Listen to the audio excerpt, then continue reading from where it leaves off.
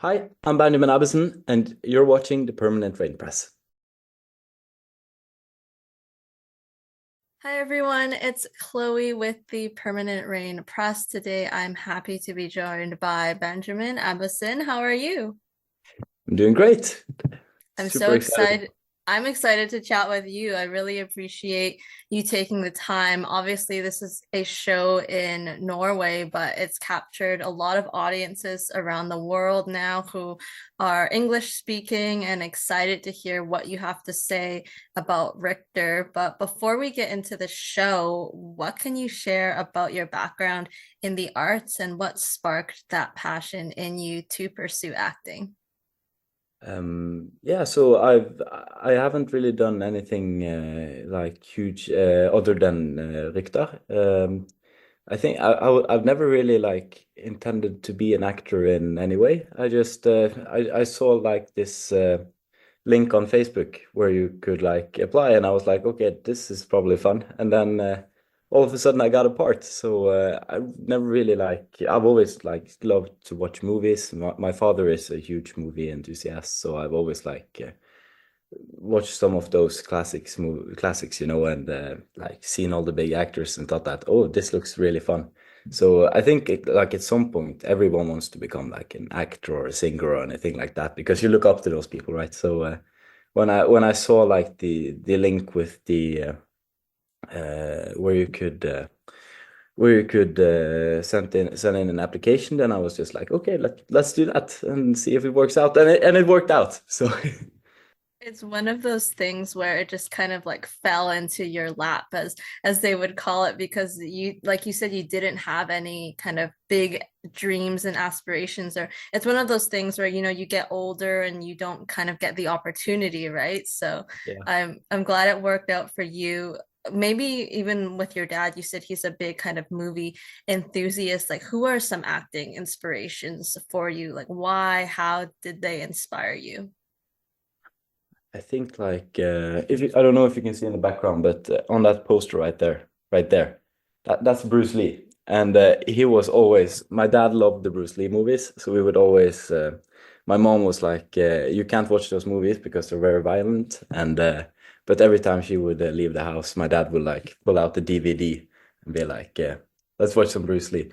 So that more of sparked like a karate enthusiasm in me more than acting. But I always remember like those are like the first movies that was like, okay, this is cool, right? This is like, wow, they do all this stuff with the fighting scenes and the acting and everything. And then as I grew older, he started showing me other movies and stuff, and then I started like exploring on my own. So I think today I love everything that Leonardo DiCaprio does. For example, he's a great inspiration to me in every single way. I think this is going to be a very like what can I say the typical answers, but I would definitely say like Brad Pitt, Leonardo DiCaprio, people like that. I think like they've been in so many great movies, and I just love how you know they play everything so perfect. It's yeah, I just happen to love every single movie that they're in. But it makes perfect sense because they have such a good range in the genres that they're in movies. And with Bruce Lee as well, I don't know, maybe you've seen Enter the Dragon. I think that was Yes. it. Yeah, that one's a classic. He has many great movies, but it's much the same, It's not very wide. It's always him running around and beating everyone up, and that's like as a young boy who like just oh, I get to watch a movie that my mom doesn't want me to see. That itself is just amazing. So, but yeah, I think it started with Bruce Lee, definitely. Yeah, everyone wants to be an action hero when they're younger and getting involved in like, fights and kind of all that stuff. I'm curious, like, are you currently in school? No, at the moment I have just finished high school, so I right now I'm having some time off because I'm joining the army in January.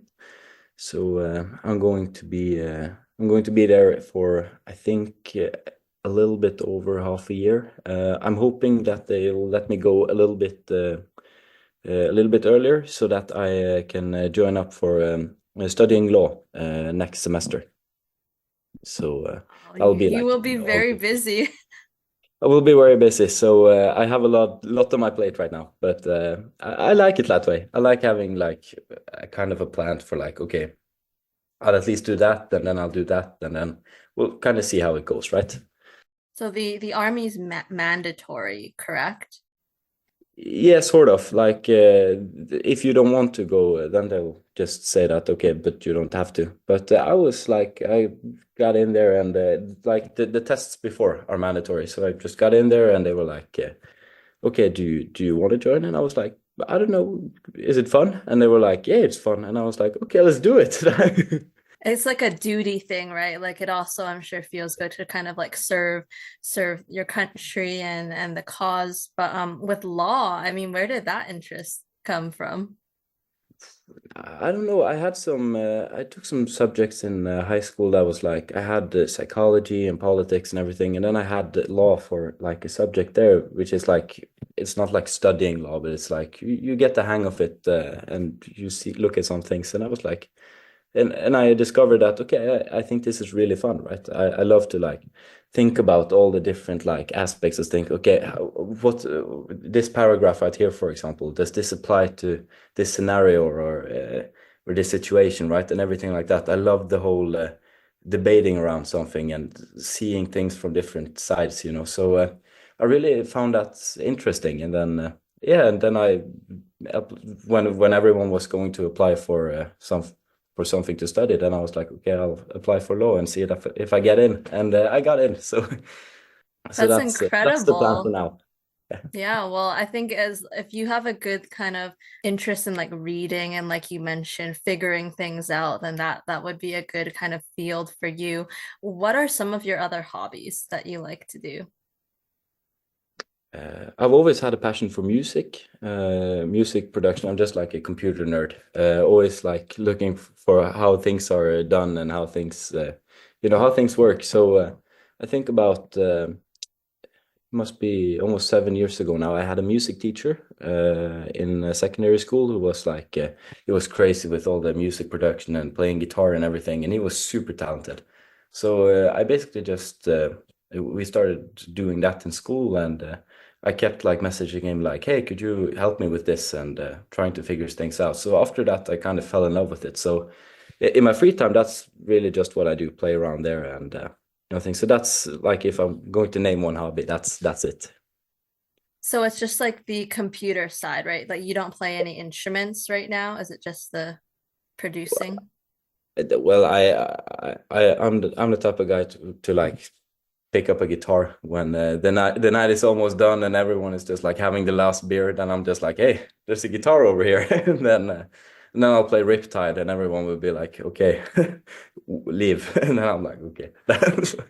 So that's it basically. But no, I don't really know any instruments, not well enough to brag about it. So It's just like the just for fun thing, right? Like it can play a few chords kind of thing and get everyone like yeah. maybe slightly entertained. But the production side is also very cool. I hope you kind of get to continue that, even if it's just a passion and kind of a side project in your future. We'll get into Rykter now, which is also known as Rumours in English, but we'll call it by its original name. What can you tell me about, how you became involved? You said you responded to a casting call or a call out on Facebook. So what was that audition process like, and what made you want to be a part of this project? Like, did you know about the show at all? Was there a description for you to follow?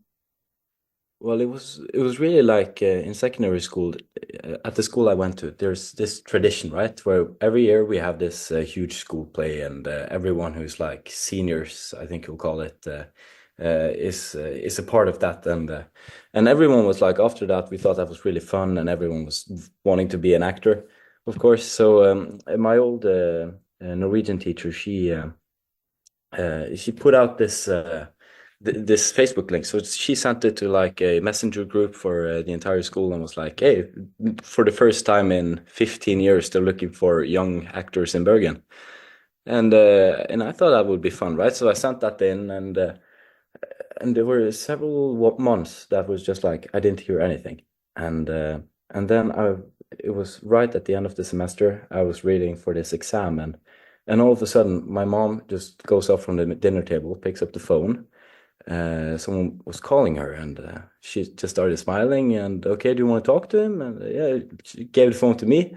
And then there was this lady called Nina who was like, okay, so here's the deal. Uh, we were sending in this self tape, like we were just filming yourself and talking a little bit about yourself. That one was supposed to be 1 minute, and I sent in a video of 10 minutes where I just started talking and forgot to stop. So so yeah, she was like, yeah, we're sorry for messaging you late, but the thing is that you fell out the system, and the audition is tomorrow, and I just remembered, hey, there's this guy who had this really long self-tape. Where is he? And I'm like, I'm right here. So she was like, okay, come in tomorrow. We'll do the audition, and we'll see. And then people had done several rounds, like with sending in multiple self-tapes, doing different scenes. And I just did the fast track because I fell out of the system, right, straight into audition. And I was like, okay, we'll try, I guess. So I got in there, did my exam. My dad came to pick me up, drove me in there, whooping down. Didn't have time to read the script or anything. Got in there, and I was super nervous. I was sweating. I was super nervous. I was on the verge of tears. I was ready to drop down crying, like I can't do this. And I remember that's when I met Cecilia, who plays Thea in Rumours. And they were like, okay, improvise something. Here's like the scene, okay, action.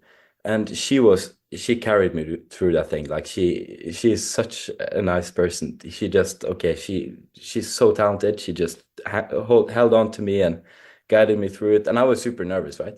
Turns out the character they were casting was also supposed to be this nervous, a little bit clumsy guy. So they just thought I was a good actor, but really I was just nervous. And so I got a call the next day, like, hey, if you want the part, you'll get it. And I was like, okay, this is fun. So we'll do that. And yeah, that's kind of how it started. That's so nice to kind of look back, though. I know you said you were so nervous before, but it's all part of that process for you and it helped you get the roles. So, just to be clear, like you did not audition for Erik, like you didn't know anything about him. Was he kind of more developed after you were cast?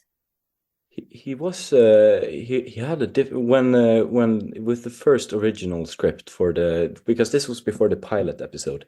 So in the original script his name was Jonas actually, and he and I didn't really know anything about it, but I knew like we got like background. Okay, he's the new kid.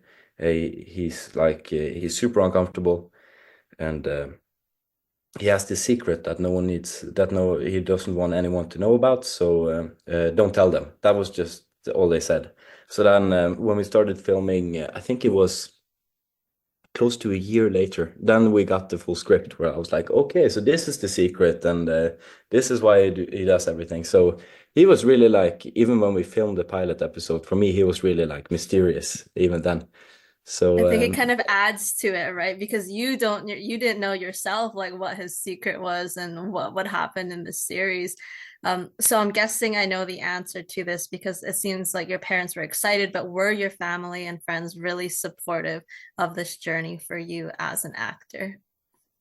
my mom and dad has always been super supportive of everything. Like in this whole process of like rumors, they've always been like, okay, we support you a lot. Just work hard with school and don't drop out to do this, right? They always said like take an education, but if you can handle it, then we support you 100%. So they've always been like. My mom, every time we get like the day before we're going on set, we get like an email with like the lines and everything for the next day. My mom got that as well, so she would like call me late at night. Are you going to bed now? Okay, have you read the script? I see you have a scene where you blah blah blah. And I was like, oh my God, mom, stop. And, so she's super sweet. She just kept like checking that I read my lines, and I've always tried to like involve them in the process. They've been I've taken them with me to premiere parties, and they've been on set a couple of times as well, and got to know all the people that work there. And so they're super supportive about it. And they're always like, okay, when things started to work out with the series and it started to get like attention in some way, then they were like, okay, this is really cool. So they've always been very supportive, and I have a lot of amazing friends as well who thinks this is awesome. And so yeah, always I'm lucky, and it's a privilege to have so much support, on all angles. That It's great to have that support system to also go back to because, like you mentioned, this is such a new experience. So it's also nice to bring them along on the journey with you. You mentioned, a bit about Erik, but what more can you say about your character? Like, how would you describe him overall as a person, and what are his main qualities and values? I think I would say that like the character Erik is like really what can I say? You never really get to know him in some way. That's the thing I like about it, because like in the first episode of season one, he's like this really introverted guy. He can come off as a bit cocky, and say things that makes everyone shocked in some way. Like, okay, who do you think you are, right? And then he like develops a little bit for every episode, for every scene you see him in. He gets a little bit more comfortable. He opens more up, and then at some point you're like in the end of season two, you feel like, okay, now we know this guy, and he's a nice guy in some way. And then like for now with the season that's coming out, with the rest of season three and season four especially, then he's going to open even more up, and then you're going to see some sides of him that are like maybe not so positive in many ways. But I would say that like for me, I think Erik is just genuinely a guy who wants to do the right thing, like he's just this guy who lives alone with his mom. He's a real mama's boy, who just wants to, treat people right and do the right things and stuff like that without being affected negatively by anyone else. But I think you will see that change a little bit in like the newer seasons right now. Definitely, like you mentioned, maybe not so positive, but I think the thing to remember is these are teenagers, like they're 15, 16 years old, so they're still finding themselves and trying to figure out where they fit in at school and fit in with the world. What can you share about Erik's family dynamics, and what do you think his upbringing was like? Because like you mentioned, he's a mama's boy. Like we know he's living with his mom in Vesteroy now, but like how has his childhood and his parents' separation shaped him? Well, the little that I like have got to know, like the background of everything, is that he has divorced parents, and he still like sometimes sees his dad, but like not too much. So he basically he that's why he's a mama's boy, and he's very much like the childhood in Bergen will be like that's a part of like the background story, right? He was beat up and everything, and things weren't going that great in Bergen, but. As far as I've understood, like he's had this like safe, good childhood until everything goes south one day, and yeah, it all falls down. So other than that, there really isn't anything like huge about Eric's backstory. He just appears and then disappears. Like How much of yourself have you put into this character across, we'll say like the three seasons so far? Like how is he the same as you, and how does playing Erik challenge you?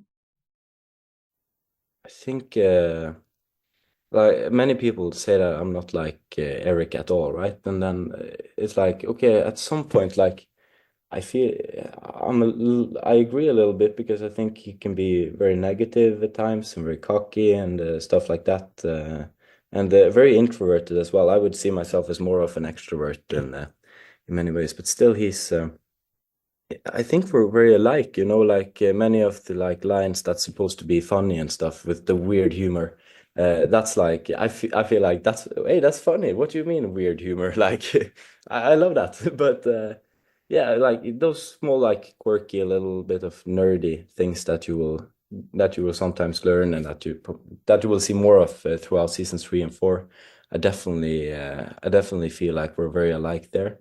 But I also think it challenges me in some way in the way his mood changes at times, like how he reacts to certain things. Like in many situations, I'm like I would see myself as very calm and not like I'm not used to, like, for example, in season one where everyone is showing this phone around. Oh, it's him, and it's just this video of those cavemen or something. Then he just snaps and leaves. Like those things for me, I find those challenging because like that's something that I would just laugh off, and like I would probably be a little bit nervous about it, but I wouldn't like react with anger or anything or leave.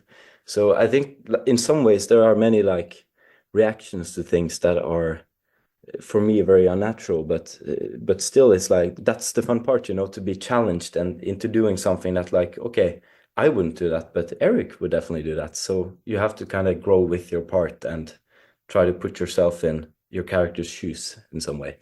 I think you do an excellent job at that because, like you mentioned, like it can be difficult to maybe be more in your own mind because on an everyday basis, it's really not like yourself. You referenced, being arrested, Erik being arrested by the police after he beat up the teammate in defense of a girl from a video that was posted. So Erik was charged, he was thrown off the football team. How did this incident affect and change him from who he was before in Bergen? Because obviously, this is a side of him that we never get to know in the show. Like you mentioned, he just appears, but like, how do you think maybe his mood changed? Like, just his overall attitude, like he became more self-destructive. I think first of all, I want to say that I'm the good guy. You know, girl gets her photos exchanged, and I'm like, hey, no, not on my watch. So I'm the good guy here. But no, but I think like the part about like Erik coming to this island for the first time in season one, that's the story about a guy who had it all, right? He had a family, you know. He lived on the same place that he grew up in and that he was born in, and he had a football team, right? He had friends, and everything was going well for him until one decision where he's trying to be the good guy just makes everything crash and burn in some way, and then like I've always like thought about it, like what if that would happen to me, right? What if I had it all and then one day it's all gone, right? Then it's like to put yourself in that position is really hard, you know, because you almost have to like you have to. I see Erik as someone who has almost lost everything, right? Even though he hasn't really, but he just, you know, he in many ways he's definitely like you know, he's coming to this new island. He doesn't know anyone, and you know, his trust is kind of is broken. You know, he can't trust anyone, and he feels like okay, I've been burned before, right? So let's not light a new candle in some way. So he definitely just like he's keeping his distance from everyone, and I think like so definitely that whole thing with the first scene right there tells a lot about the guy who was like, okay, now my life is upside down, you know, and I have lost everything. And then it's his mom who's like, okay, let's get you a new start somewhere new. And and I think like Erik really just took a hit there. That's a really good way to put it because, like you mentioned, if you've been burned before, it goes against when you think, oh, I'm doing the right thing and this is what happens to me. And we see that both, I think it's both Sara and Mathias who mentioned at different points in time, like Erik does not have very much initiative, but that's because he doesn't feel comfortable putting himself out there. And you kind of answered my next question about like why was it easier for him to keep to himself instead of sharing the full story of what happened, because you see a couple people try to be his friend, but he kind of he wants to be closed off from others. Yeah, that's definitely a huge part. Like, you know, he's been burnt before, and he doesn't really necessarily trust like invitations of friendship in some way. Like he's like, okay, but I had friends before, and they beat me up on a football pitch. So why would I be friends with you now? And they ended up doing the same. So you know, everything just he's in a cycle where he gets friends and get beat up. So Something I really love is his friendship with Sara, and that scene where he sees her upset, throwing her phone, and he's on his way to see his dad, but he gets off the bus to go walk her home. So tell me about their friendship and why Erik wanted to become friends with Sara. I think that Erik is just basically a good guy, that's like in that scene, just see someone who's, in need of help and in need of a helping hand. And I remember like for all the scenes that was like up until that moment, like Sara is like she's not very much of herself, she's like kind of quiet. Like I think he can, trust her because she has a more slow approach than the others. Like for example, Thea is just out there like, hey, come on, be my friend. How are you doing? What's your name? Right? But Sara just keeps a little bit to herself and like a slow approach. It's almost like, like an animal that's been hurt or something, right? If you run right up to it and like, hey, I'm gonna take care of you now, then it just run away. But if you approach it slowly, then you will gain that trust over time, So I think like that's the reason why they like became friends. And then that scene where she throws her phone, he sees like, okay, maybe she's not all that perfect after all, and maybe we're both a little bit messed up. So he finds her, and that friendship really just turns into like this beautiful thing, where all of a sudden you have two people who have lost everything in some way, right? Who feels a little bit lost, who had all these things, and then it's all gone, and then they find each other, and that kind of sense of loneliness in some way. I think it's a beautiful like outsider friendship in many ways. For sure. And that song that plays, it has become like one of my favorite songs. It plays throughout the series. Is Nobody by Moika. Or I don't know if you remember it. You have to sing it for me. I'm so tone deaf. I'll send it to you later on like Spotify. I'm sure you know what song it is because it's plays like throughout many episodes, but it's such a good song. And then yeah, I just love that scene between the Oh, two of them. I know it now. It's a nobody. Dun, dun, dun, Yes, dun. yeah, yeah, yeah. Ooh, yeah, okay, Yeah. yeah, now I know it. Yeah. Such a good song. I had to go look it up after it wasn't shown on screen, but did they ever discuss like their New Year's kiss and why it did not evolve into something romantic? Like in your opinion, how did Erik feel during and after Sara kissed him? Because after that, it was kind of just like, oh, we decided that there's nothing there, but that wasn't really shown in the show. Well, I think the sole purpose of that New Year's kiss was to like put Matthias like in a position where where he's getting jealous, right? Like where he wants Sara, and then sees Sara kissing Erik, and then it really pisses him off, But like that New Year's kiss, it was like it's really like weird scene because it's like okay, she kisses him, and it's more like a friendly thing. Like it's not really anything romantic, but definitely there's like they find each other in a very vulnerable position, and of course they get to know each other really well. They become really good friends over a very short period of time. And I think without spoiling anything, I think that throughout these next episodes, there's already been one episode. I think it's episode 5 in season 6, where you can see Erik and Sara is like the ones that Sarah's moved away, but Erik is the only one she keeps like hanging out with. Uh, Stuff like that. So I think you will definitely see some more, what can I say, some more sparks or some more interesting scenes between Erik and Sara, definitely. But so maybe that New Year's kiss will spark into something romantic. Maybe not. I can't say anything, but I will keep It's you on your good to toes. So you have to tease, watch. yeah, tease viewers to say like at least you'll be sharing maybe some more scenes together. But it's so sweet, he gave her the Kong Kong kind of keychain that, helped her through her boxing match as well. So like you can definitely see like a peer friendship there between them. Erik gets beaten up by Felix and the guys after some misunderstandings. In those moments on the gym floor, what do you think Erik felt? And how do you personally like prepare emotionally for a scene like that? I think when he was lying there, he thought that the guys back in Bergen beat harder. But no, no. But I think that, like, when you get beat up for the second time in a year by guys that you trust, it's of course it's a reality check in many ways.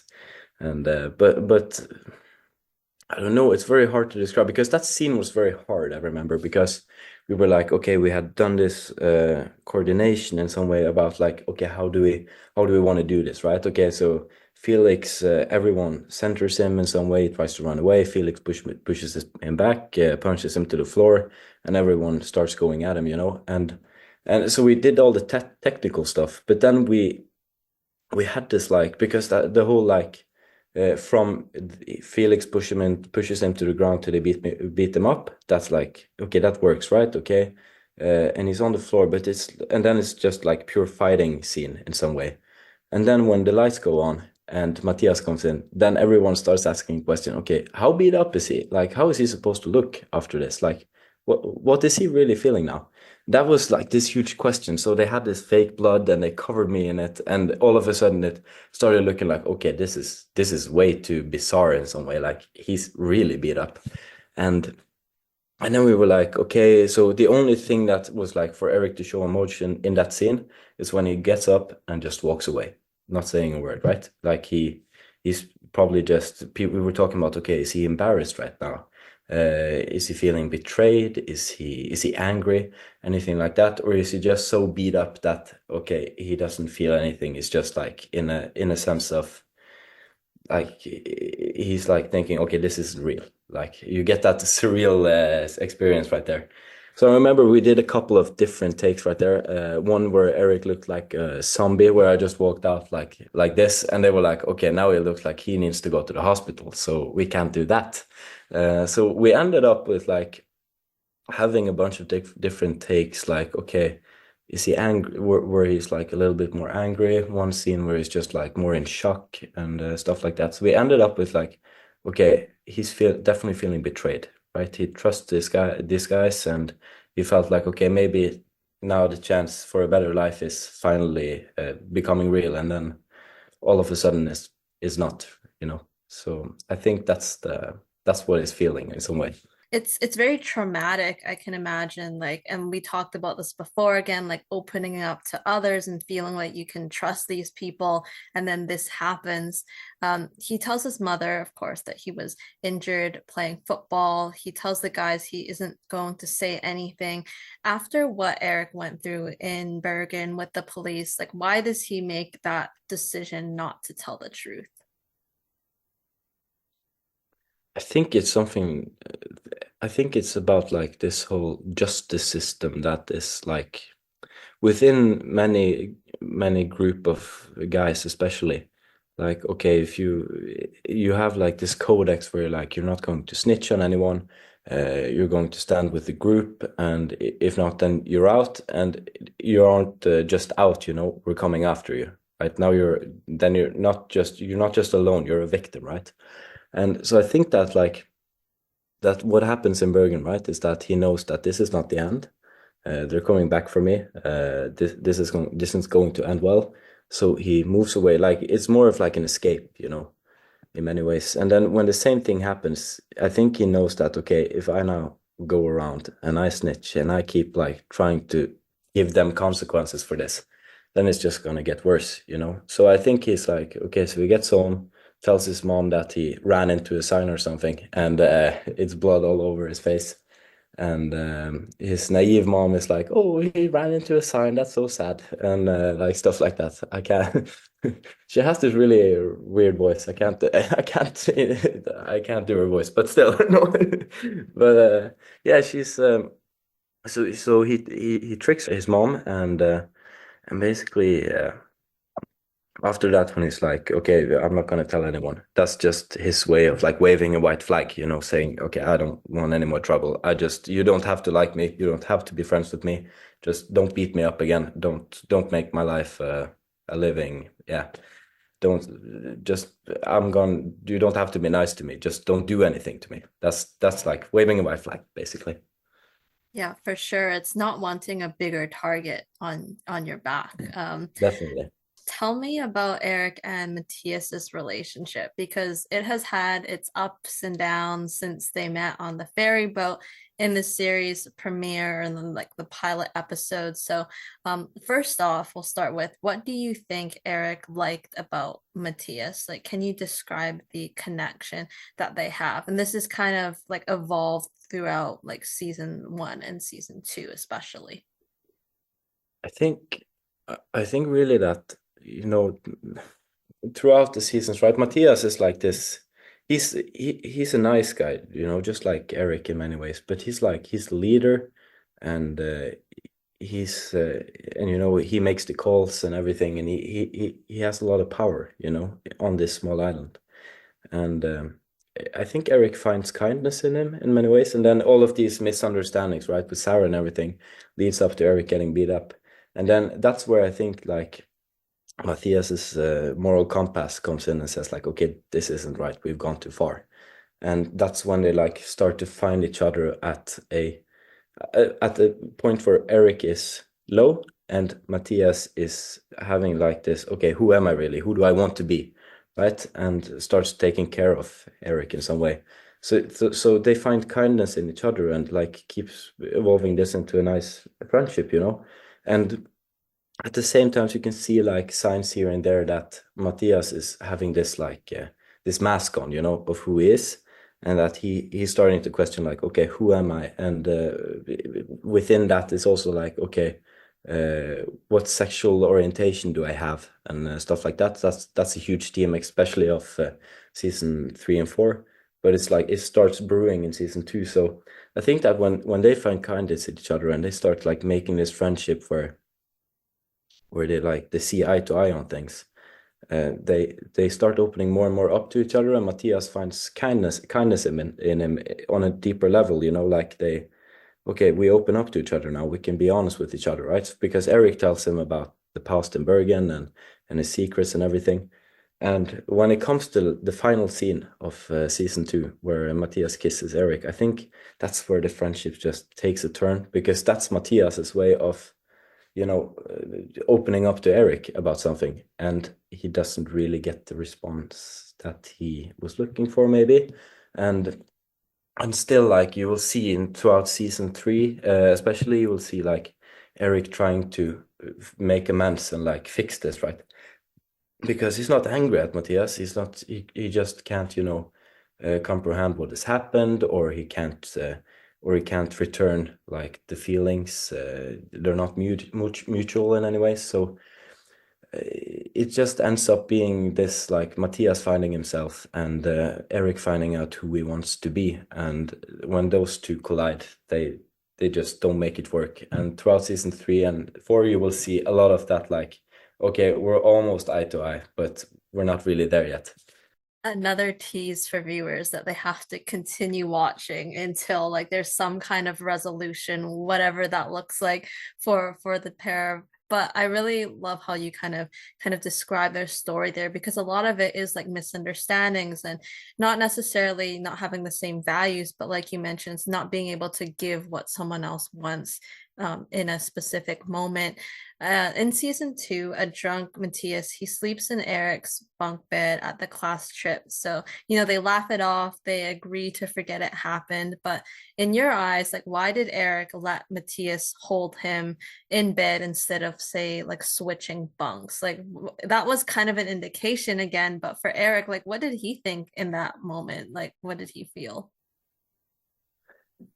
I think there are, first of all, I must say, I think there are a lot of scenes and a lot of different things that happen throughout the series that you could definitely see them as a sign of someone being attracted to guys, for example. Like, oh, but Erik let Matthias kiss him. Matthias kisses Erik, right? That's like, okay, but is the feeling mutual? And it's the same thing with the bunk bed, right? Okay, but so Matthias lays down in the bunk bed, but Erik doesn't push him out, right? So I think that scene right there is like important in a way that that's where the whole like confusion with Matthias starts, and that friendship is being built where Matthias tries to gain his trust. And to be honest, like that scene itself is like, I don't know really why Erik doesn't push him out, you know, like why does he just let him sleep there? But I think it's just like, okay, the way I see it as like as Benjamin more than just Erik, the way I see it is like, okay, he's a guy that's stood up for me, and he comes by, and he's drunk, and I'm not gonna follow him up to the top bed. So he just like, okay, let's go to sleep. This is You're probably just gonna lay there and snore either way. So I'm just gonna turn off the lights. That's more like it's more like you know, a friendly a little what can I say, a friendly little guest in some way. Like, no, guest, that's a Norwegian word. Gesture. Is that Yes, yes? yes, Okay, yeah, there we yes, are. exactly. I think like, he can't, it's almost like he doesn't want to think too hard about it, right? He's just like, yeah, I'm not going to kick him out at this point in time. He does learn that Matthias had the part in him getting beat up, so he's quite upset and angry about that on the boat. But after that, he did choose to tell Matthias what happened in Bergen, like the full story with that video. So why does he choose to tell him in that moment after, just being really upset about what Matthias told him? Well, for me, it's kind of like two answers to that.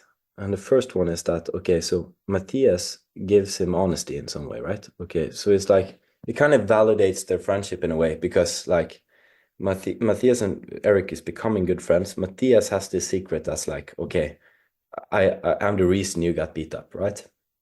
And he knows he has to come clean for this friendship to work. So he chooses to do that and chooses to be honest with him.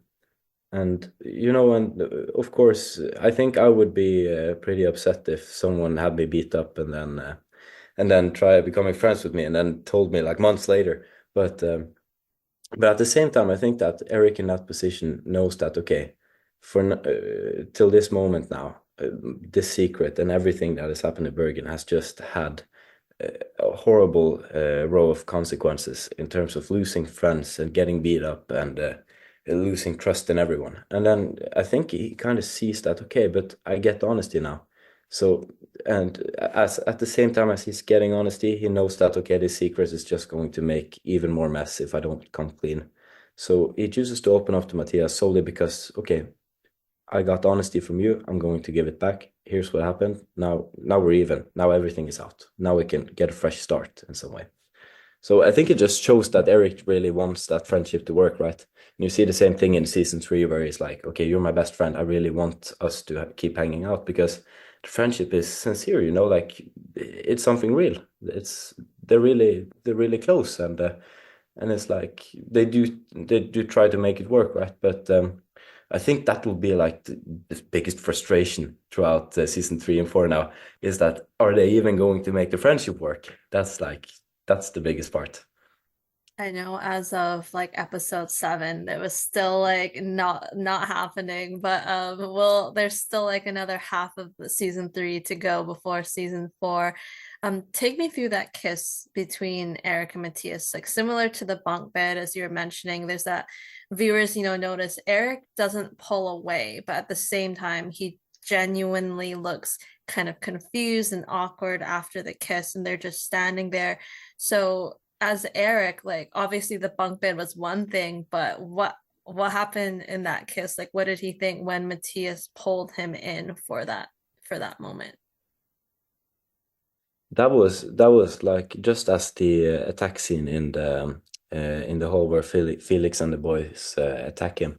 We also had like a similar situation where we were filming that scene and everyone was ready, right? We had a camera guy running around us, one standing there with like this smoke machine making like this big moment. We had a drone flying over our heads, just going round and round and round, filming this, and everything was ready. And then we were like, okay, so the kiss is going to be, wait, what is it going to be, right? Everyone was like, what are we going to do now? Like, how do you give someone a hug and then just give them a surprise kiss in some way? Like like Matthias is going to give him signs of what's going to happen years before it happens, right?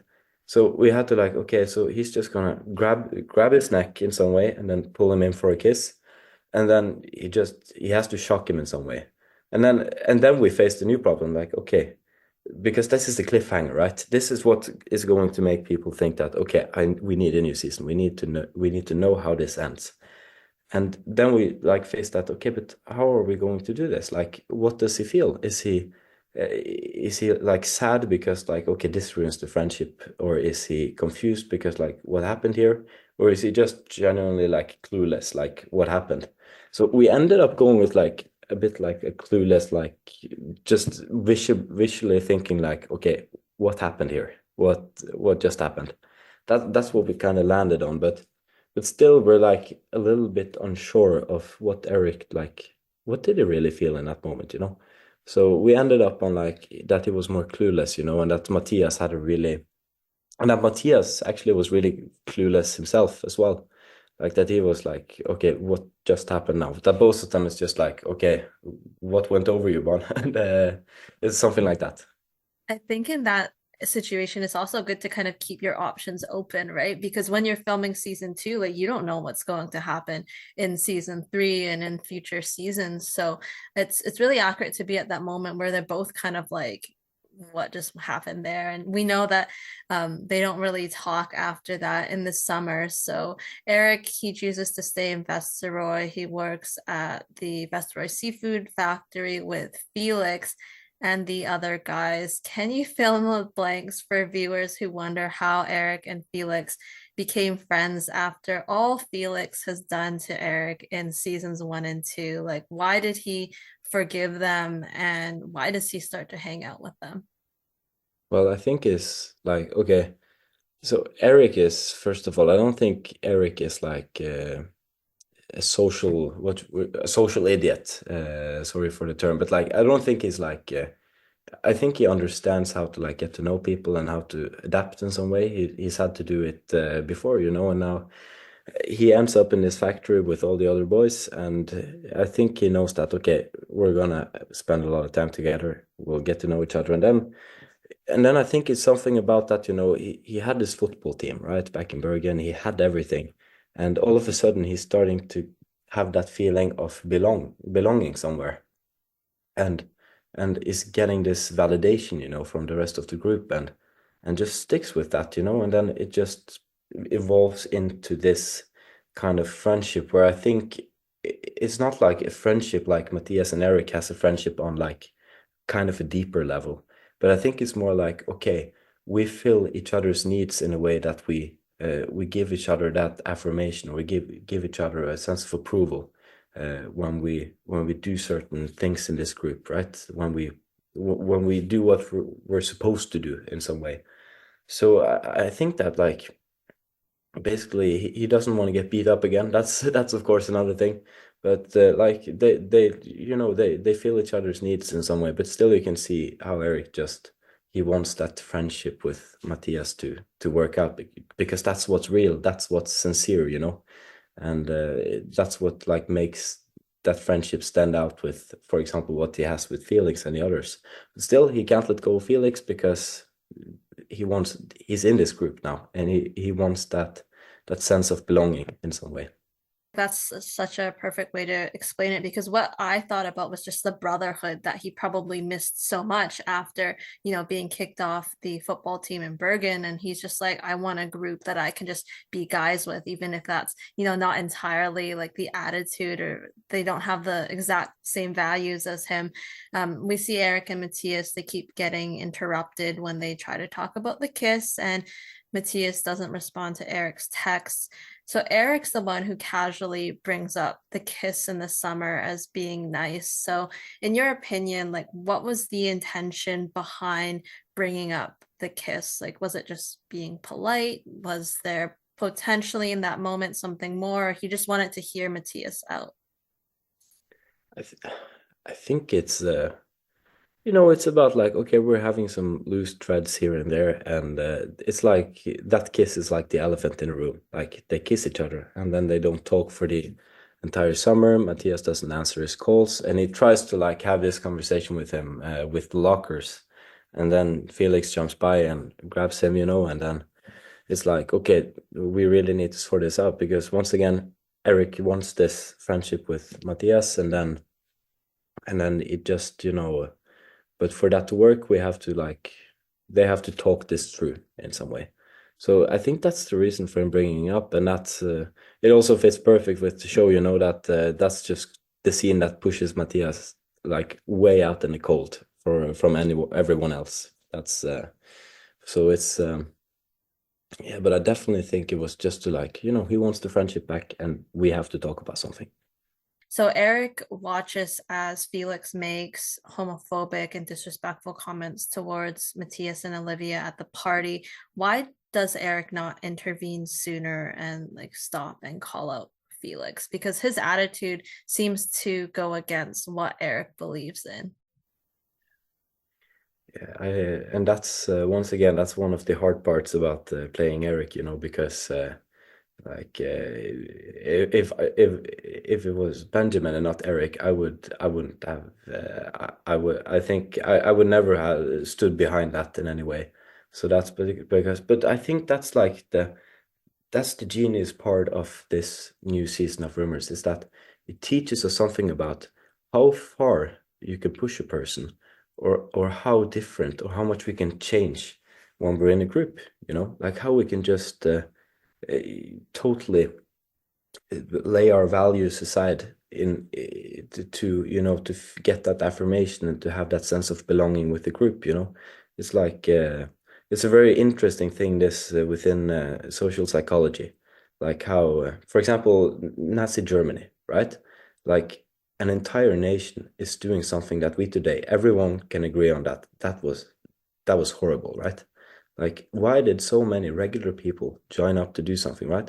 It has something to do with, like, psychology tries to explain this with, like, okay, we have these groups, we have a thought about, okay, this group has to act this way, we have to have these values, and we have to be a certain way, right? And then all of a sudden, without even realizing that it's wrong, we take stance and we inherit values that we don't actually agree with, but still we push on through because the group is super powerful, and Felix has so much power in this group, right? So that no one dares to like say anything against him. Everyone just follows his direction, and that's why that scene. I think it's such a good scene in that way that you see how much power Felix has. It really establishes that okay, he's the leader, and if he has the wrong values, then everyone has the wrong values. And that doesn't mean that Erik isn't a good guy. It just shows that if you're in the wrong group, then you're definitely capable of standing beside the most horrible of things. So that's really, I think Erik just to answer your question, I think that Erik is just a human being in some way. Like he doesn't. It's not that he doesn't have the guts to stand up, and it's not that he's agreeing with Felix, but instead it's more like he's just a human who doesn't really know how to, snap out of it in some way. It's like you're in this trance or something like that. Definitely, it's that mentality, right? And you see it with like it took Matthias so long to break out of it too.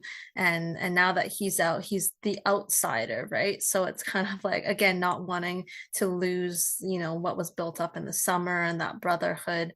Matthias tells Erik that he doesn't want his friendship if he continues to be friends with Felix and the other guys. And it's clearly very personal for Matthias, but Erik doesn't seem to want to let go of that friendship, and although his friendship with Matthias is on the line. So can you take me through kind of those emotions and feelings for him? Like, are you thinking like about choosing like Felix or Matthias and something like that?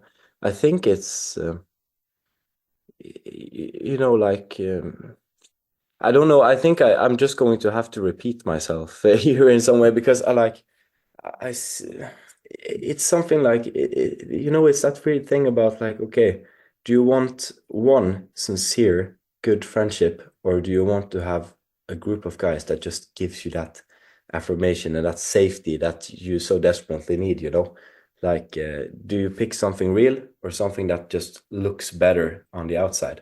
It's something about that. So I think I think he's trying to just like have you seen that scene with Spider-Man where he's like trying to stop the train? So he has like that one and it's all the way back. And I think that's exactly what Erik is trying to do, like keeping Matthias on the one hand and still having Felix there on the other hand, and making those two worlds that can never meet. It's like having those two trains with the magnets trying to meet on the wrong end. They're never going to work out, but still he's trying to make it work in some way. So yeah, I think he's just trying to, make amends with everyone and wants to have everyone there, and sees very quickly that, okay, but I can't have both. I have to choose in some way. So I think that battle that you see there is definitely going to be a huge part of the upcoming episodes and season 4. Just thinking about that scene there, if it's similar to the Spider-Man scene, it's definitely tearing him apart on the inside, Yeah. because in that scene he was like in pain trying to get save both sides there. But I'm curious, up until season 3, episode 7, which is what has aired up until this point, which has been your favorite scene to film and why? Okay, we're gonna have to put it to season 3 and 4.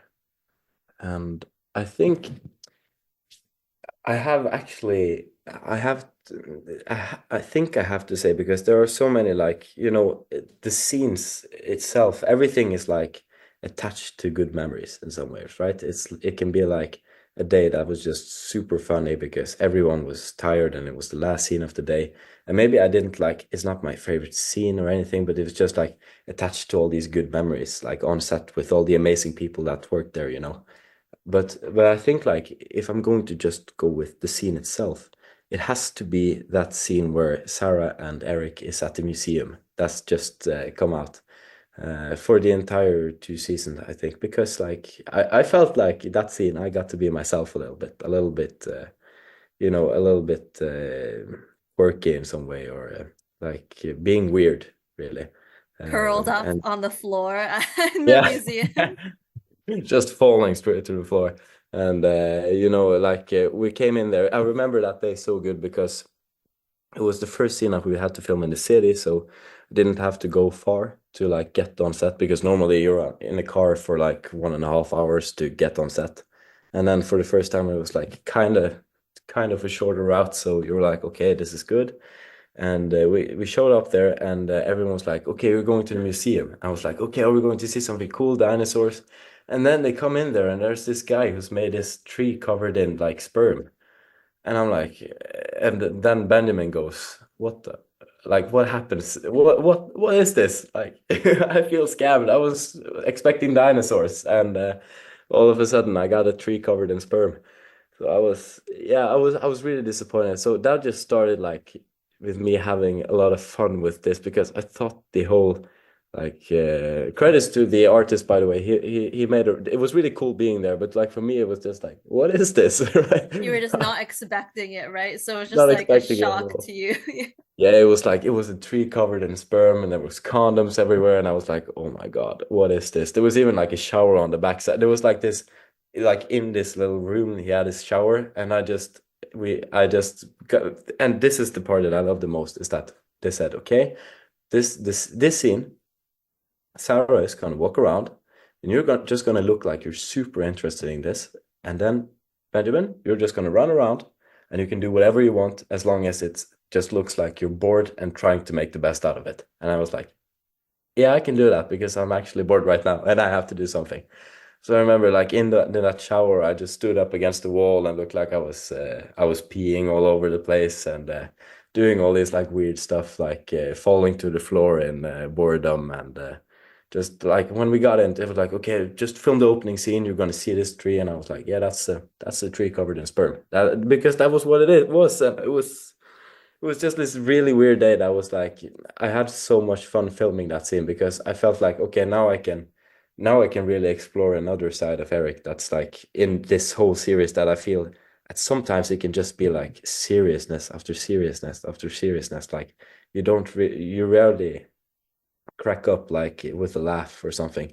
So it's like it's fun to do something that's a little bit different, that can, like, break that whole kind of depressing state the series Yeah, like the can get. cycle that he's been Yeah, stuck in. Yeah.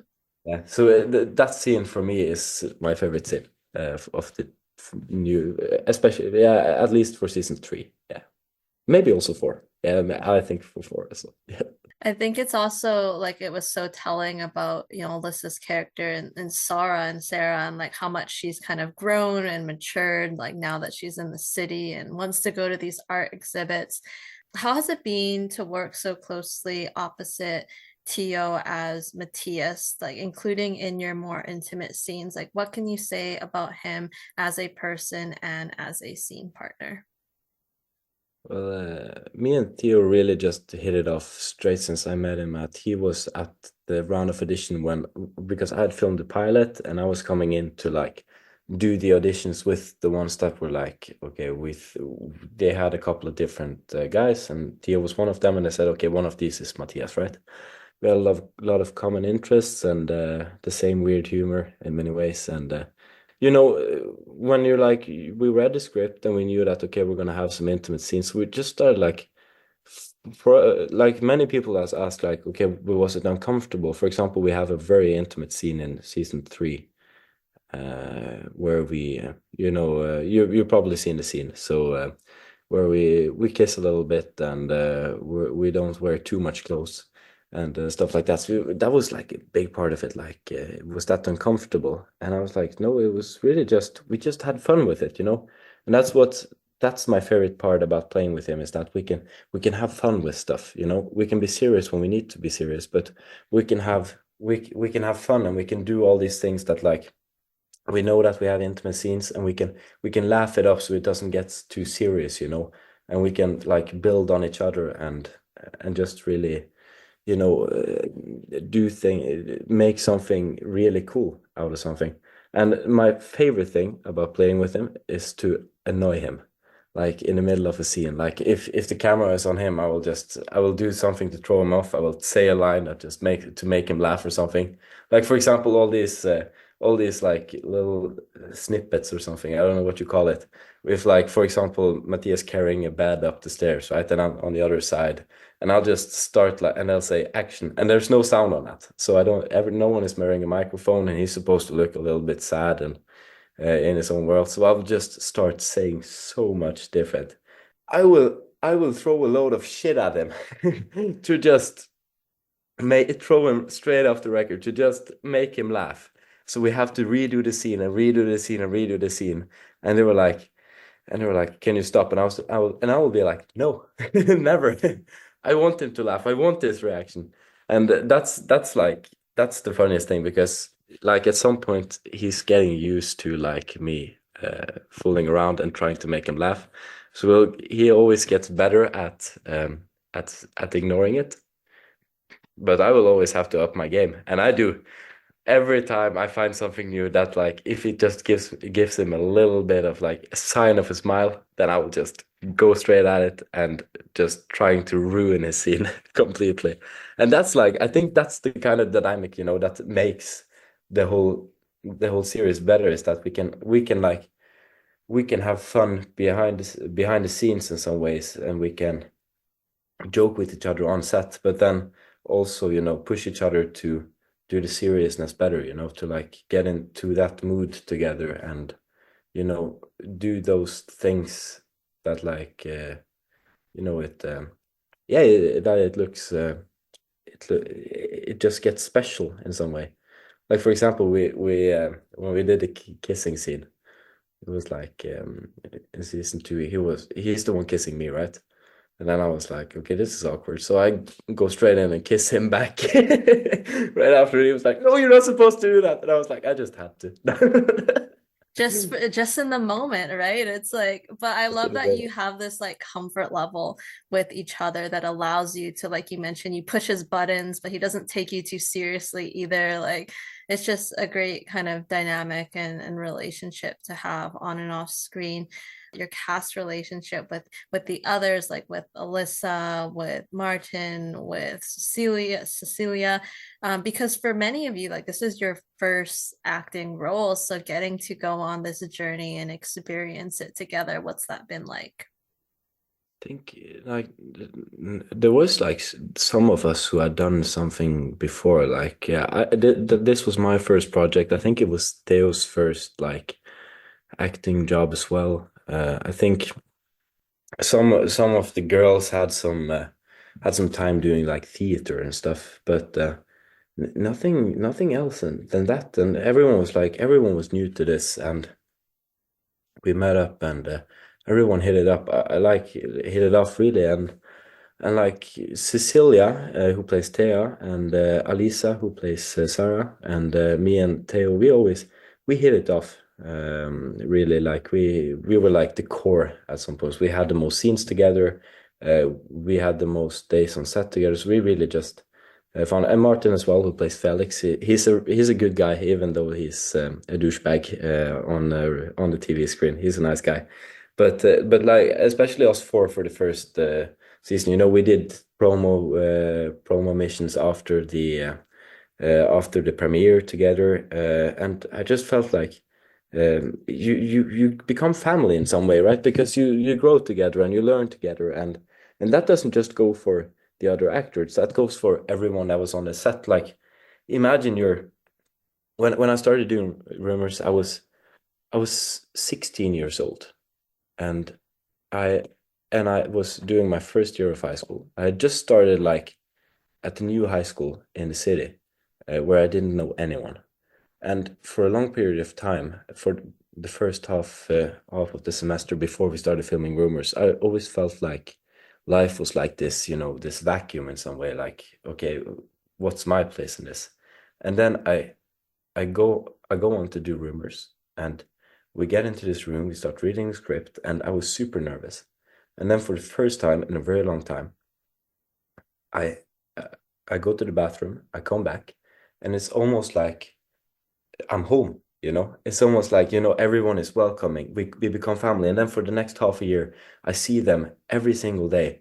We work 10 to 12 hours together every single day, just doing stuff. We're out in the cold. We're working long days. Everyone is tired. We get to know each other on so many different levels.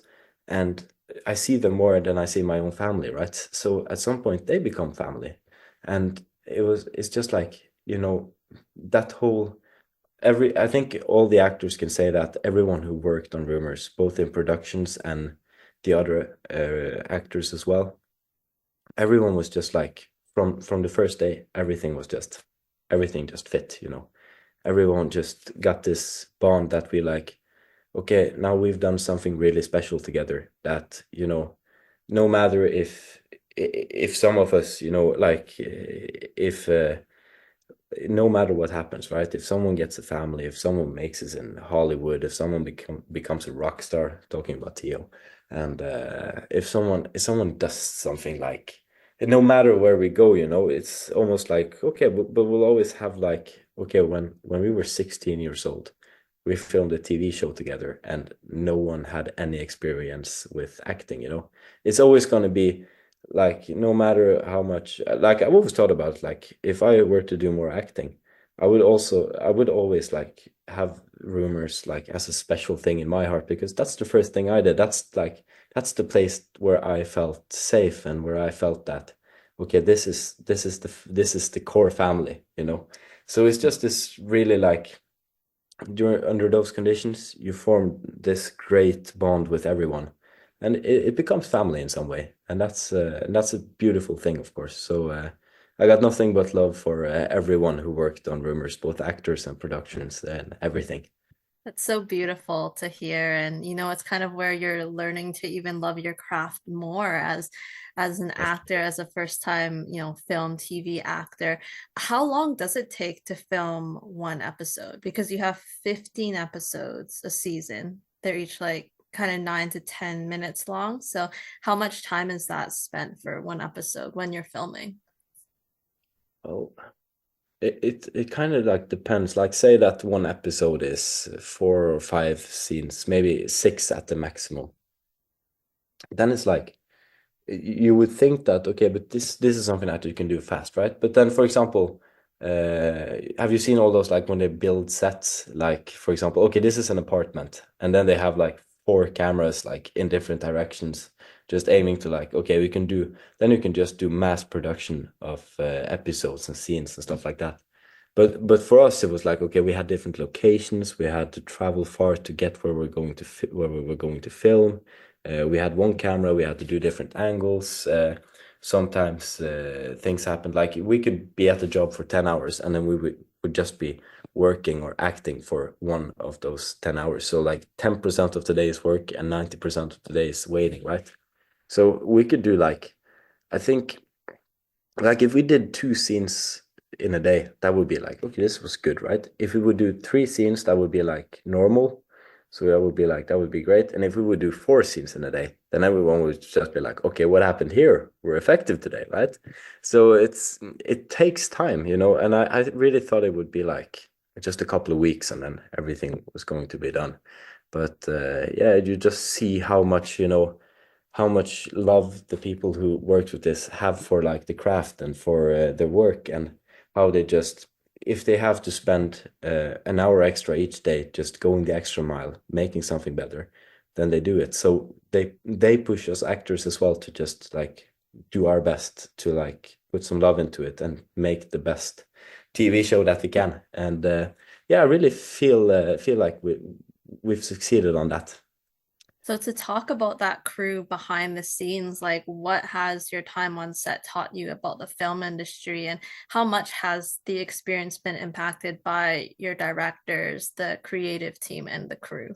The things that I've learned, it's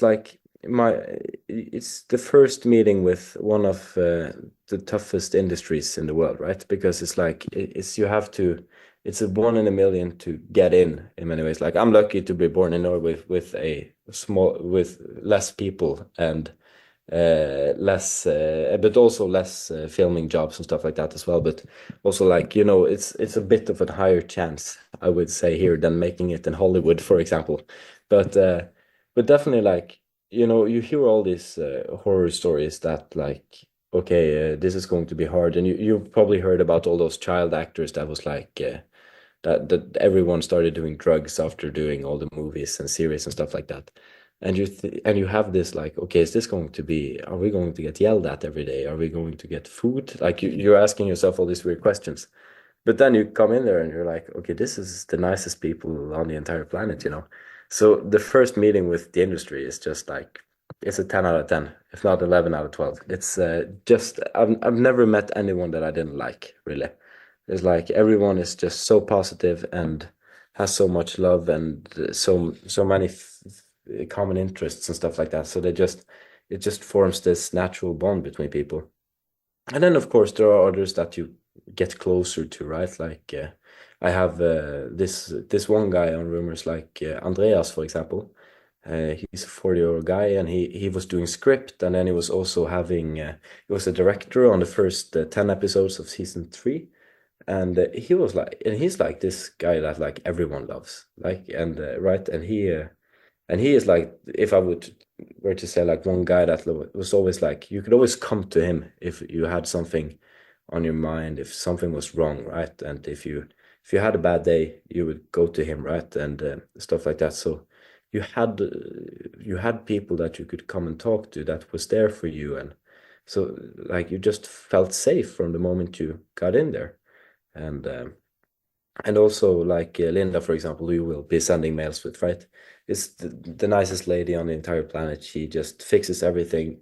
She always wants the best for everyone. So you just feel like at some point you can feel like, okay, am I asking for too much now? Is it like, okay, am I being a pain in the ass? And but then everyone is like right in there to assure you that no, not at all. Like we're here for you. We're here for each other, and this is like, we want this to be a good environment, and it really is the best job I ever had. To quote Brad Pitt from Fury, best job I've ever had. So yeah. So nice to have that atmosphere on set, and it's almost like it's for you, it's probably it's too good to be true, right? Everything seems like everyone's so nice and welcoming and open, and I'm just so glad that this is the experience for you, and I'm sure your castmates as well. What messages have you seen and received from viewers, both locally in Norway, but also now like the international audience, and what has that support meant to you? A majority of the comments is very nice. That's the first thing, and that's the thing that you have to focus about, right? There will always be people who has something like who's like has some critique and sending some hate your way, and I think I'm lucky because I think Felix and Thea, for example, got way too much, way more hate than me than I will ever receive because they play the hard parts, like being the asshole in many ways. But it's like like I get all these like nice messages like, hey, you're a good actor, you seem like a good person, all these things that like just boost your ego. Like I have to admit that I read I I got very many I got many messages in my inbox from especially from like Brazil and Italy and the US and stuff like that. And I don't have time to respond to everyone. I wish I could just like write a very long like you don't know how much this means to me. Thank you, thank you, thank you, thank you. But it's like sometimes if I'm having a bad day or if I just feel like okay, now my self-esteem is at an all-time low, I open up and then I just get showered with all this love from amazing people who likes the show and who and the best messages that I can get is for example from because the series has blown up a lot because of the whole Mathias and Erik thing, right? And the whole question about sexuality. That's a huge part of the series blowing up.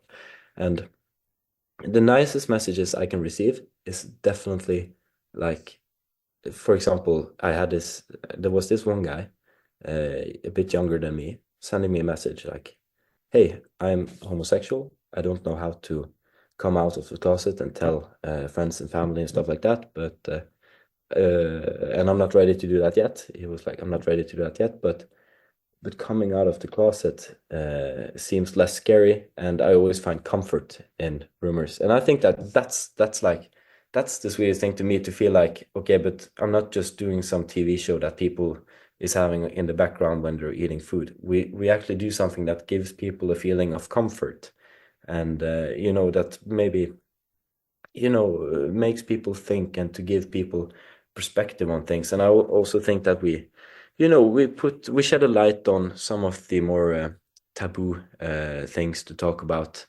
and all of these things. So it's like, I think sometimes when I read these messages, it's like, okay, we we're doing this for a good cause in some way, right? Like this is a positive thing for a worldwide community in some way. And we've built this community.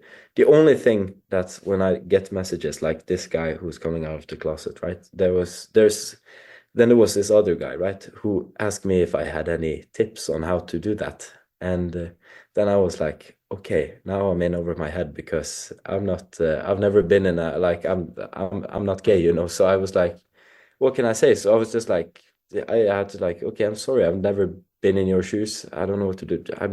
I'm rooting for you, really. Like, keep it up. But like, it's some things that you like, people think of you in a certain way, and you wish that you could like uh, do what you can and like live up to this image that they have in their heads, but you can't always do that, and that's a bit sad. Now I'm just talking, so you have to stop me because now I I feel like it's one of those things where, you just have to do your best. Like you mentioned, it's hard when now that you're kind of like a public figure and people see you in this like higher light where you want to be there for people, but you can't always, give maybe the thing that they want to say, or maybe because you don't have the experience. But I think you're doing a great job with, the interaction that you've had with them. And it's so nice that the show, like you mentioned, the taboo topics, like it talks about social media and bullying, mental health, sexual harassment, in addition to the discovering one's sexual orientation. So, do you hope that young viewers out there just see it as, an opportunity where maybe people can grow and change and learn more about themselves? yeah, I at least I hope it's like that many young viewers watch this and like, okay, and we're not our job, the TV's job is not necessarily to teach people something, but it's to shed a light on something and to spark a debate. I think that's like the most important part, right?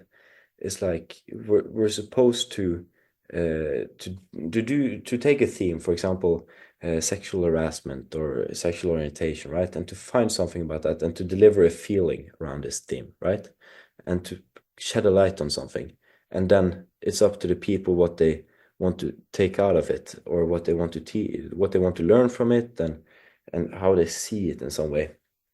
But I hope that we in the at the end of the day we have a good message to the younger viewers that that they get like what I would call the right attitudes, that they would be open-minded and respectful to other people, and that this series just shows that okay, everyone is different, everyone has different backgrounds, different experiences and stuff like that, but that at the end of the day you choose the right thing, and that the series helps you see that way in some way. And like you mentioned before, perspective, right? Discussion perspective. On a more kind of lighthearted note, have you seen a lot of the fan edits out there on like Instagram and TikTok? Because like you mentioned, fans have really attached themselves onto Erik and Mathias. So do like you and Tio see what's out there? Me and TOCs was out there, and a lot of these are like I've stopped using TikTok. I don't use TikTok anymore. But sometimes people send me like links, like, "Hey, this is an edit right here," and people are really good at it. Like people are making this insane edits. And I was like, "Okay, how do you do this?" Like I want to learn how to do this, but it's insane how much time people put into like making these cool videos and edits and stuff like that. And that's a big part of it also growing like worldwide and blowing up.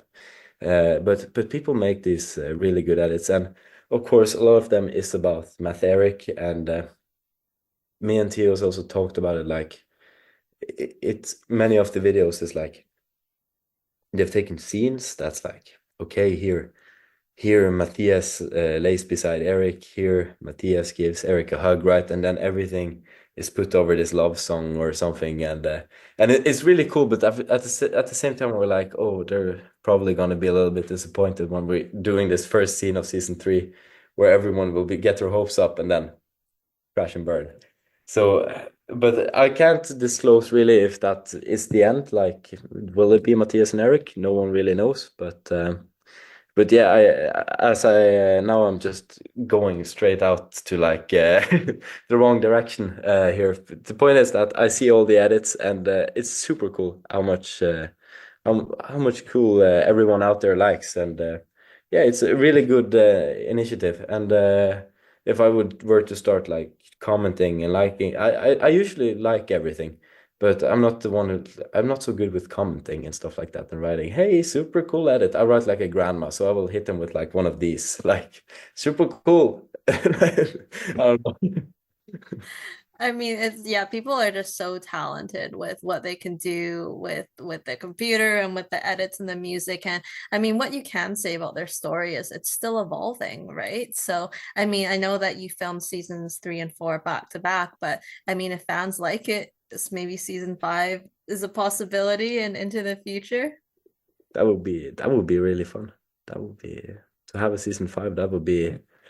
I feel like you have some things after the ending of season 4 that you could definitely work on and that you could continue doing. And but at the same time, I think on many different storylines, you have to start from scratch and like come up with something new. And I think like okay, it would be super fun to have a season 5 and a season 6, but still, it's like I think we'll see how season 3 and 4 goes, and if people, it's all about the people, if they think that okay, this has been a good show, but I think this has come to like a natural end, then we'll of course settle with that. But for me, I wouldn't mind having a season 5 and 6 just to like keep doing what I love.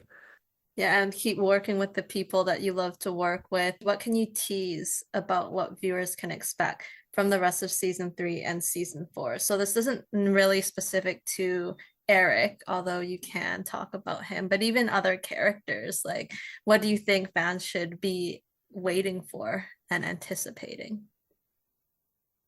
You can expect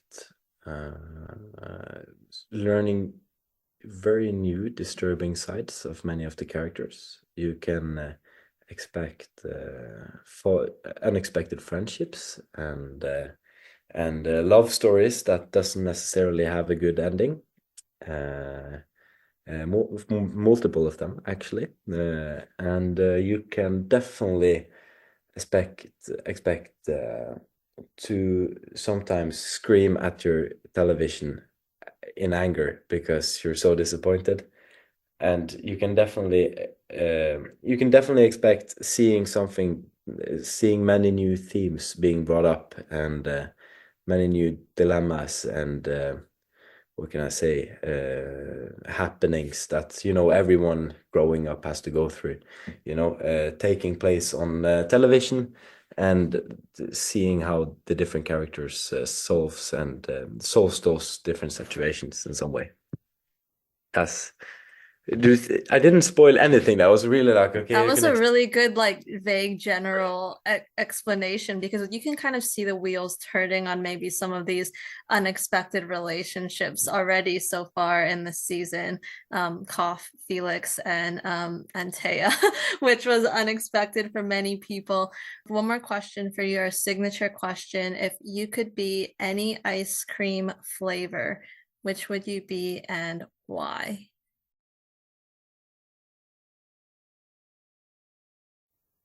somehow this is the hardest question you've asked me so far. Oh, you didn't write this down when you sent me the questions, did you? No. You did? Okay, I haven't read it. I want to say chocolate because chocolate is just that's goated, but at the same time, like that really good vanilla, that's like real vanilla, not like just milk and stuff like that, but real vanilla with those little black dots, like you know what I mean, right? Almost yellow vanilla ice cream. Oh, I'm gonna have to say I'm a really like vanilla type of guy in the way that I pick the typical things. So I don't like strawberry ice cream and stuff like that. So I would definitely say I would be I would be chocolate. I would be chocolate. Definitely be chocolate. Wow, that was a hard question. Classic answer though. So I like it. I mean, no one can say no to a really good chocolate ice cream. So But now I want to change my answer. I think vanilla. No. you're gonna flip-flop back and forth. So we'll settle on chocolate, and maybe next time around your answer will change. But that's all the questions I have for you, Benjamin. Thank you so much for taking the time and being so generous with your answers. I really appreciate it. Thank you so much for having me. This was super fun. I'm a little bit sweaty. I'm like, I always do that when I have It a was a problem. bit of a marathon interview, but I know viewers would love what you have to say, so they can check out this interview. But what they can also do is catch you in Rykter or Rumours, which is on NRK in Norway. And for international fans, it's been translated and uploaded on YouTube by multiple users. So you can be sure to check that out and show your support. And we will see you next time. Bye bye.